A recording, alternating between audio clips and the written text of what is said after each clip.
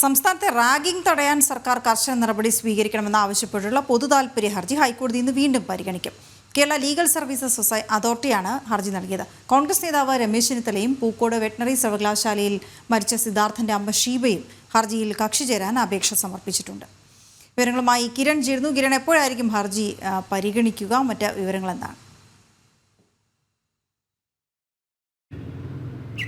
വീണ, നേരത്തെ ഈ സംസ്ഥാനത്ത് വ്യാപിച്ചു വരുന്ന ഈ റാഗിംഗ് തടയുക എന്ന ആവശ്യം ഉന്നയിച്ചുകൊണ്ട് ഈ റാഗിംഗ് തടയുന്നതിന് വേണ്ടിയുള്ള നിയമപരിഷ്കരണം ആവശ്യപ്പെട്ടുകൊണ്ട് തന്നെയാണ് ഏതായാലും ലീഗൽ സർവീസ് അതോറിറ്റി ഇത് സംബന്ധിച്ചുള്ളൊരു പൊതു താൽപ്പര്യ ഹർജി നൽകിയിരുന്നത്.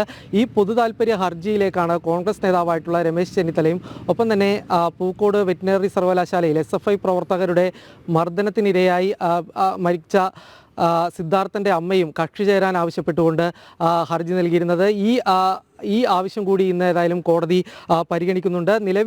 കേരളത്തിൽ നിലവിൽ ഉള്ള ഈ റാഗിംഗ് നിരോധന നിയമം അത് പരിഷ്കരിക്കണം എന്നുള്ളൊരു ആവശ്യം തന്നെയാണ് ഈ ഹർജിയിൽ മുന്നോട്ട് വെക്കുന്നത്. ഒപ്പം തന്നെ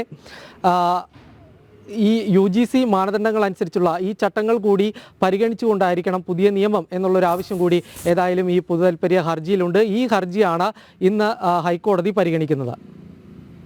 ശരി കിരൺ.